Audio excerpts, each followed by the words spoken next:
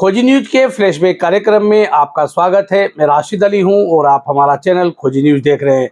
दरअसल आज हम फ्लैशबैक कार्यक्रम में चर्चा करेंगे भारतीय जनता पार्टी की सुनामी की, यानी साल 2013 के मुजफ्फरनगर दंगों के बाद जब साल 2014 में लोकसभा के चुनाव हुए तो पूरे देश में भारतीय जनता पार्टी की सुनामी आई थी। यानी नरेंद्र मोदी के नेतृत्व में भारतीय जनता पार्टी ने प्रचंड बहुमत से सरकार बनाई और ये सुनामी सहारनपुर मंडल की 3 लोकसभा सीटों पर भी आई थी। मुजफ्फरनगर, कैराना और सहारनपुर लोकसभा सीटों पर भारतीय जनता पार्टी के प्रत्याशियों ने अपना परचम लहरा दिया था। जहां मुजफ्फरनगर से संजीव बालियान ने 4 लाख से ज्यादा वोटों से कादिर राणा को चुनाव हराया था।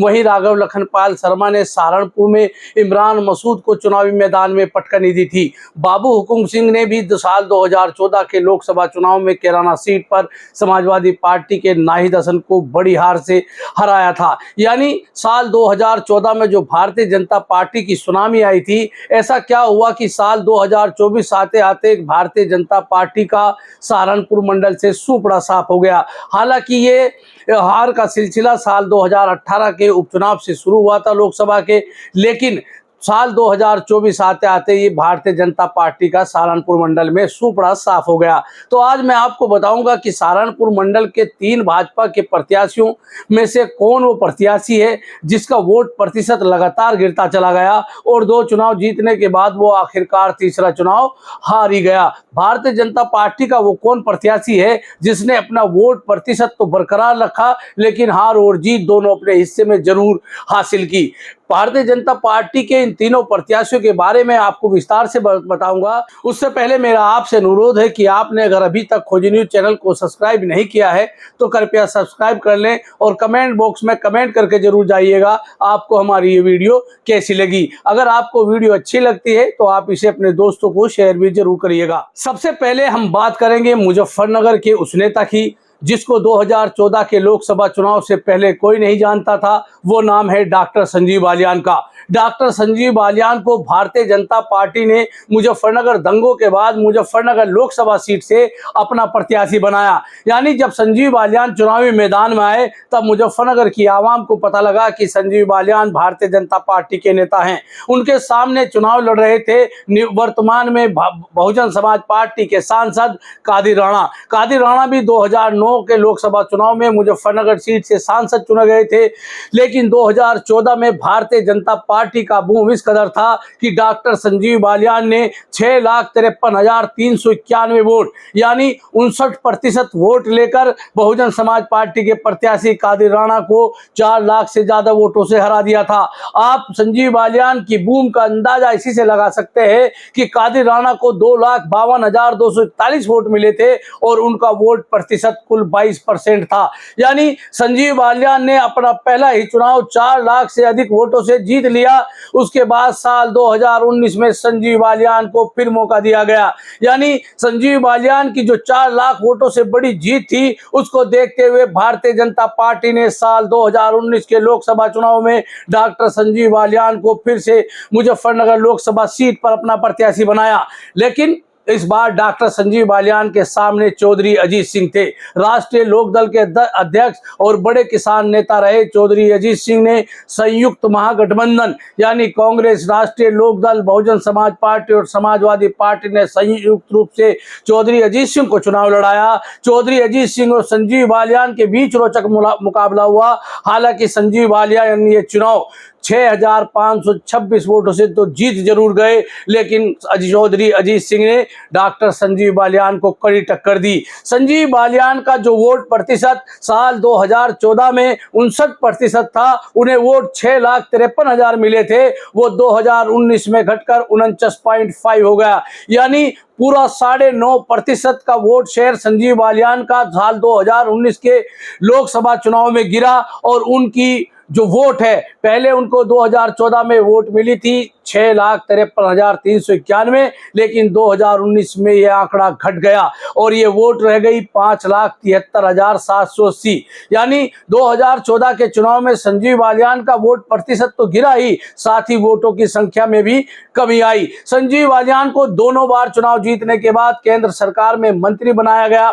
जब साल 2024 का लोकसभा का चुनाव आया, संजीव बालियान के सामने समाजवादी पार्टी ने प्रत्याशी बनाया हरेंद्र मलिक को। हरेंद्र मलिक मुजफ्फरनगर की सियासत के दिग्गज नेता हैं। संजीव बालियान और हरेंद्र मलिक के बीच कड़ा मुकाबला हुआ। जब चुनावी नतीजा आए तो इस बार डॉक्टर संजीव बालियान का वोट प्रतिशत फिर गिर चुका था, यानी 2014 में 59% था, वो 2019 में 49.5 हो गया और साल 2024 में वो घटकर 41.4 रह गया। यानी संजीव बालियान के वोट शेयर में लगातार घटोती होती चली गई और पहले चुनाव में इन्हें 6,53,000 वोट मिले, दूसरे चुनाव में घटकर 5,73,000 हो गए और तीसरे चुनाव में ये वोट की संख्या 4,46,000 हो गई। और इस तरह डॉक्टर संजीव बालियान हर चुनाव में अपनी वोट कम करते चले गए, उनका वोट प्रतिशत कम होता चला गया और हरेंद्र मलिक ने 4,70,721 वोट लेकर संजीव बालियान को तीसरी बार चुनावी मैदान में पटकनी दे दी। यानी मुजफ्फरनगर लोकसभा सीट पर भारतीय जनता पार्टी का ग्राफ लगातार गिरता चला गया। अभी हमने आपको बताया कि मुजफ्फरनगर पर डॉक्टर संजीव बालियान जो भाजपा के सांसद रहे, उनका वोट ग्राफ किस तरह से गिर रहा था। अब बात करेंगे कैराना लोकसभा सीट की। कैराना लोकसभा सीट पर जब साल 2014 में चुनाव हुआ तो भारतीय जनता पार्टी की इस चुनाव कैराना पर भी सुनामी आई। यानी बाबू हुकुम सिंह जो लगातार विधायक जीतते आ रहे थे, उत्तर प्रदेश सरकार में मंत्री रहे, वो साल 2014 के चुनाव में भारतीय जनता पार्टी के प्रत्याशी बनाए गए। 2014 के लोकसभा चुनाव में भाजपा की आई सुनामी में बाबू हुकुम सिंह ने 5,65,909 वोट लिए, यानी उनका वोट परसेंटेज 50.6% था। उन्होंने समाजवादी पार्टी के प्रत्याशी नाहिद हसन को 2,36,000 से वोटों से हराया, यानी नाहिद हसन कुल 3,29,810 वोट ले पाए थे। बाबू हुकुम सिंह की मौत के बाद कैराना लोकसभा सीट पर उपचुनाव हुआ और भारतीय जनता पार्टी ने उनकी बेटी मृग्यांगा सिंह को चुनावी मैदान में अपना प्रत्याशी बनाया। राष्ट्रीय लोकदल और समाजवादी पार्टी की गठबंधन की संयुक्त उम्मीदवार तबस्सुम हसन थी, जो इकरा हसन की माता है, नाहिद हसन की मां है और चौधरी मुनव्वर हसन जो सांसद रहे उनकी पत्नी थी। साल 2018 में हुए लोकसभा चुनाव में कैराना में तबस्सुम हसन ने मृगांका सिंह को चुनावी मैदान में हरा दिया। यानी मृगांका सिंह के पिता बाबू हुकुम सिंह को जो 5,65,000 वोट मिली थी, साल 2018 में मृगांका सिंह पर वो वोट घटकर 4,36,564 हो गई। यानी 1,30,000 से कम वोट भारतीय जनता पार्टी की प्रत्याशी की कैराना में लोकसभा के उपचुनाव में हुई और तबस्सुम हसन ने मृगांका सिंह को चुनाव हरा दिया। साल 2019 के लोकसभा चुनाव में इस बार कैराना लोकसभा सीट पर भारतीय जनता पार्टी ने अपना प्रत्याशी बदला। भारतीय जनता पार्टी ने अपना प्रत्याशी बनाया विधायक प्रदीप चौधरी को। प्रदीप चौधरी और तबस्सुम हसन के बीच ये चुनावी मुकाबला 2019 का हुआ। इस बार भारतीय जनता पार्टी की वोट बढ़ी, यानी प्रदीप सिंह अपना वोट परसेंटेज वहां तक ले गए जहां बाबू हुकुम सिंह को वोट मिली थी। बाबू हुकुम सिंह को साल 2014 में 5,65,000 वोट मिली थी, लेकिन प्रदीप ने वोट बढ़ाई, थोड़ी सी बढ़ी, 5,66,000 वोट उन्हें मिली, यानी 50% का भारतीय जनता पार्टी के वोटों का प्रतिशत उन्होंने बरकरार 2019 के लोकसभा चुनाव में रखा।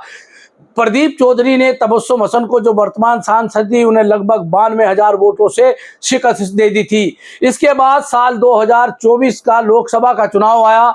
भारतीय जनता पार्टी ने फिर से कैराना पर प्रदीप चौधरी पर दांव लगाया, लेकिन इस बार समाजवादी पार्टी ने अपना प्रत्याशी बदला। समाजवादी पार्टी ने तबस्सुम हसन की बेटी इकरा चौधरी को चुनावी मैदान में उतार दिया। जब इकरा हसन और प्रदीप चौधरी के बीच रोचक मुकाबला हुआ और चुनावी नतीजा आए तो भारतीय जनता पार्टी का इस बार वोट खिसक चुका था। यानी प्रदीप चौधरी ने जो 5,66,000 वोट साल 2019 में लिए थे, प्रदीप चौधरी पर वो आंकड़ा 4,58,000 ही आकर रुक गया। यानी भारतीय जनता पार्टी के प्रत्याशी की कैराना में लोकप्रियता कम हुई, उनका वोट परसेंटेज कम हुआ, उनको वोट कम मिली और समाजवादी पार्टी की प्रत्याशी इकरा हसन ने 5,28,000 वोट लेकर प्रदीप चौधरी को चुनावी मैदान में हरा दिया। अब हम उस तीसरे प्रत्याशी की बात करेंगे जिसने अपना वोट प्रतिशत तो लगभग आसपास तीनों लोकसभा चुनाव में रखा, लेकिन उनको 2 बार हार का सामना करना पड़ा और वो केवल एक ही बार चुनाव जीत पाए। जी हाँ, हम बात कर रहे हैं सहारनपुर लोकसभा सीट से भाजपा के प्रत्याशी रहे, सांसद रहे राघव लखनपाल शर्मा की। साल 2014 में जब भारतीय जनता पार्टी की सुनामी चल रही थी, तब राघव लखनपाल शर्मा 4,72,999 वोट लेकर चुनाव जीत गए थे। उन्होंने इमरान मसूद को 65,000 के लगभग वोटों से हराया था और राघव लखनपाल शर्मा का वोट परसेंटेज था 39.6, यानी 39.6 वोट पाकर राघव लखनपाल सहारनपुर लोकसभा सीट से सांसद बने। साल 2019 के लोकसभा चुनाव में भारतीय जनता पार्टी ने फिर से राघव लखनपाल शर्मा पर अपना दांव लगाया। लेकिन इस बार समाजवादी पार्टी और बहुजन समाज पार्टी का उत्तर प्रदेश में गठबंधन था और दोनों गठबंधन के संयुक्त प्रत्याशी थे हाजी फजलुर रहमान। इस चुनाव में जब चुनावी नतीजा आए तो हाजी फजलुर रहमान 5,14,139 वोट लेकर, यानी उनका वोट प्रतिशत था 41.9 वोट पाकर उन्होंने राघव लखनपाल को 22,000 के लगभग वोटों से हरा दिया। यानी जिस राघव लखनपाल शर्मा को साल 2014 में भारतीय जनता पार्टी के प्रत्याशी के रूप में 4,72,999 वोट मिले थे, साल 2019 में उनका आंकड़ा बढ़ चुका था। वो 4,91,000 वोट ली, लेकिन फिर भी चुनाव हार गए थे। यानी राघव लखनपाल शर्मा का जो वोट परसेंटेज 39.6 था, वो 2019 के लोकसभा चुनाव में 39.9 हुआ। वोट परसेंटेज भी बढ़ा, वोट भी बढ़ी, लेकिन उनके हिस्से में हार आई। साल 2024 के लोकसभा चुनाव में भाजपा ने फिर से राघव लखनपाल शर्मा को अपना प्रत्याशी बनाया। इस बार उनके सामने कांग्रेस समाजवादी पार्टी गठबंधन के प्रत्याशी थे इमरान मसूद। इमरान मसूद तीनों चुनाव में राघव लखनपाल शर्मा के आमने सामने डटे रहे और इस बार जब चुनावी नतीजे आए तो 5,47,000 वोट लेकर इमरान मसूद ने भारतीय जनता पार्टी के राघव लखनपाल शर्मा को लगभग 70,000 वोटों से हरा दिया। यानी इस बार राघव लखनपाल शर्मा की वोट 4,83,425 ही रह गई। समझने वाली बात यह है कि 2014 में राघव लखनपाल को 4,72,000 वोट मिली। साल 2019 में यह आंकड़ा बढ़ गया, 4,91,000 हो गई, लेकिन साल 2024 में यह आंकड़ा फिर से घट गया और 4,91,000 से उनका वोट रह गया 4,83,000 और वो लोकसभा का चुनाव हार गए। तो आज हमने आपको बताया कि साल 2014 में भाजपा की सहारनपुर मंडल में जो सुनामी आई थी, साल 2024 आते आते भाजपा का सुपड़ा साफ हो गया। इसके पीछे की वजह यह है, मैं तुम्हें आपको बता करके जा रहा हूं कि भारतीय जनता पार्टी ने तीनों प्रत्याशियों को रिपीट कर दिया था, जबकि तीनों प्रत्याशियों की लहर थी, उनके विरोध में लहर थी। भारतीय जनता पार्टी के कार्यकर्ता भी नहीं चाहते थे कि इन लोकसभा सीटों पर तीनों प्रत्याशियों को उतारा जाए, लेकिन भारतीय जनता पार्टी के आलाकमान ने भाजपा कार्यकर्ताओं की मंशा को नहीं समझा, भाजपा के नेताओं की मंशा को नहीं समझा और यही वजह रही कि सहारनपुर मंडल में भाजपा का सुपड़ा साफ हो गया।